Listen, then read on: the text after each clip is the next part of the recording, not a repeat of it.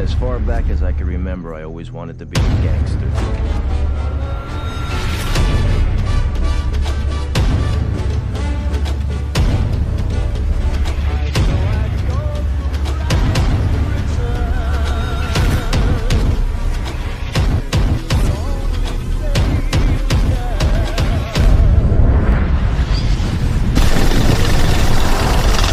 Good fellas, wise guys.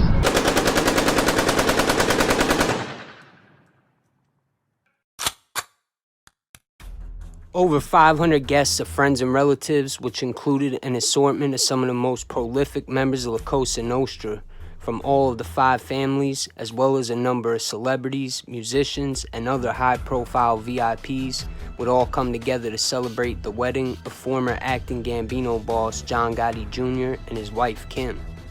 But inside the high-end luxury Helmsley Hotel, located on the corner of 50th Street and Madison Avenue in Manhattan, Gotti Jr.'s private 2-bedroom suite, which was actually off-limits to other guests, but through Gotti's connections, the hotel owner, Leona Helmsley, she allowed them access to a personal suite, which contained floor-to-ceiling windows from wall to wall, overlooking the New York City skyline and connected to a back room that gave the men access to a private elevator, which they would use to taxi select members of Cosa Nostra up to discuss business. Among the 200 or so members of Cosa Nostra present that night were high-profile names such as Gambino underboss Sammy The Bull Gravano, Lucchese underboss Anthony Gaspipe Casso, Bobby Borriello, Frank Lacasio, and many other very serious, high-profile members of organized crime.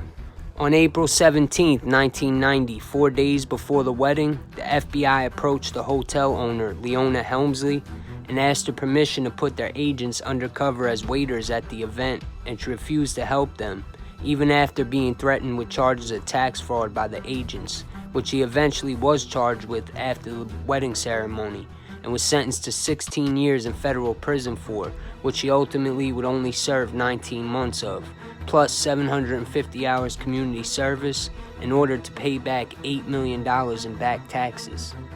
Leona would end up serving time at Women's Federal Prison, Kentucky with Edna Coonan, the wife of the Westies Irish mobster Jimmy Coonan, to whom Gotti would have a message sent to tell Edna to look out for Leona, which she did. Also, along with not cooperating with the feds for the Gotti family, Leona flew a 24-square-foot Italian flag off of the hotel for them, which was a luxury usually only provided for diplomats or other really important Italian guests.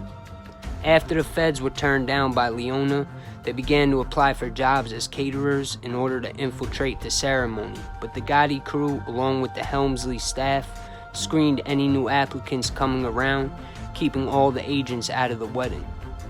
The day before the ceremony was set to take place, Gotti had the man who was entrusted to take care of the Bergen Hunt and Fish Club, Jimmy Irish, aka James O'Keefe, protect the suite where the wise guys were set to discuss business on the night of the wedding.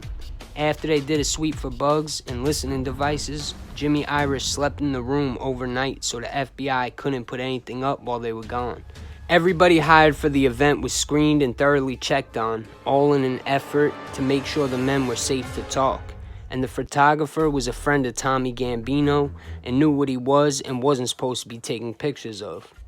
According to articles online, the Gotti family pulled up in 4 different stretch limousines inside the Helmsley Hotel parking garage before entering the event. Inside, the 500-plus guests would enjoy the best foods and wines, as well as music from the band J Black and the Americans, and musicians Jimmy Rosselli and Renato De Roma, plus other Italian singers, and even comedian Lou Bacala performed at the event. This reception was held on 2 separate floors, the ballroom for main guests, and then the rest were upstairs in another 2 rooms. The plates of food were $1,000 each in 1990 money, and it was high-class wedding to say the least, but after dinner, upon Gotti's musician friends finishing their sets, Gotti would have Bobby Borriello start escorting the select guys to the private elevator and send them up 3 at a time to the private suite, including mobsters from both in and out of New York. According to an FBI 302 session dated December 27, 1991 from Sammy The Bull Gravano, he was documented saying it was basically a Mafia State of the Union held by John Gotti. He stated that everyone's pulse was felt that night, and because all the members were there for the wedding, it was a great opportunity for the men to get together privately. The men were safe to speak inside, but outside, law enforcement from every agency, as well as police, were all outside recording and taking pictures. The wedding guests had gifted $350,000 in wedding money, which was later found in Gotti Jr.'s office building basement after the FBI raided his spot in Ozone Park and the money was seized along with other valuables. Jr. would argue in court that the money and jewelry were wedding gifts and ultimately win after they proved the dates on the money were all before 1990, proving it couldn't have been connected to the charges being accused, but his money would remain seized due to a forfeiture agreement. In my last video, I spoke on how Anthony Gaspipe Casso ordered the murder of Bobby Borriello while on the lam from federal racketeering charges. But as it would turn out, not long before that hit in 1993, the two men were seen laughing and partying it up at Junior's wedding, looking like the best of friends. But due to the greed and treachery in that life, it would have Casso ruthlessly turn on anyone necessary to maintain his power in Cosa Nostra, and it would later come out that Casso had also planned to take out Gotti Jr.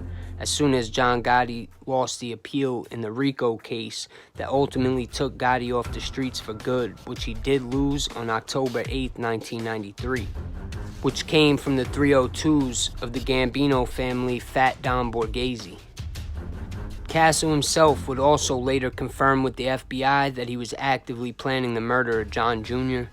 Casso admitted to conspiring with Gambino members Jimmy Fallon and Danny Marino to create instability within the Gambino family, and with John Jr. as acting boss, Casso appointed a soldier from his crew to run surveillance on Jr. and find out everything he could about him. Casso even killed Vic Amuso, a member of his own crew, trying to make it look like the Gambinos' work in an attempt to instigate a war and throw the family off even more. These stories were also confirmed through two different Lucchese members who had spent time with Jr. at Raybrook Prison. After Casso was arrested while on the lam in Mount Olive, New Jersey in 1993, the mission to take out Jr. was now left to Brown and Fallon, who would also be joined by Joe the German Watts, and was said to may have both the Genovese and Lucchese families backing. In Jr.'s book, he recalls one situation during this time period where he was called to meet by Watts at Chin Chin, a Manhattan Chinese restaurant on 49th Street, with specific directions from Watts. But Jr., who was suspicious of everyone at the time, followed his gut instinct and tricked the men, showing up unexpectedly and getting out of there before he was hit. Joe Watts, Jimmy Fallon, and Danny Marino would all be arrested and charged with murder conspiracy of a grand jury member, along with others, which put an end to the hit on Jr., at least on their end. Casso allegedly, along with the secretive backing of Vincent the Chin Gigante, was said to have first conspired to kill John Gotti in retaliation for the unsanctioned hit on Paul Castellano, resulting in the car bombing which claimed the life of Gambino member Frank DeChico and wounding another man mistaken for Gotti.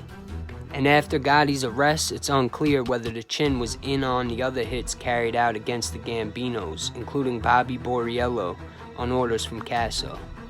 Casso went on a mission taking out everyone he suspected of being an informant, but he himself went on to turn informant for the FBI, but would be the first mobster kicked out of the witness protection program for lying continuously and committing crimes after signing his cooperation agreement, as well as attempting to discredit the testimony recently given to the FBI by Sammy the Bull Gravano and Little Al Diarco.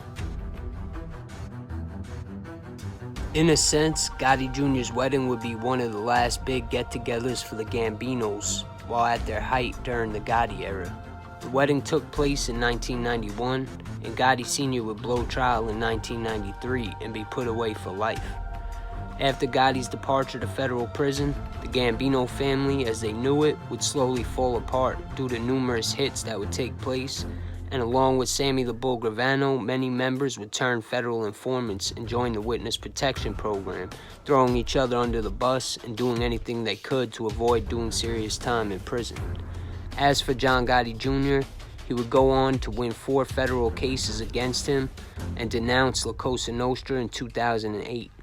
He is now a family man, a writer, and is currently working on a docuseries called Mafia, in which he will discuss cases of corrupt FBI handlers and informants in the witness protection program.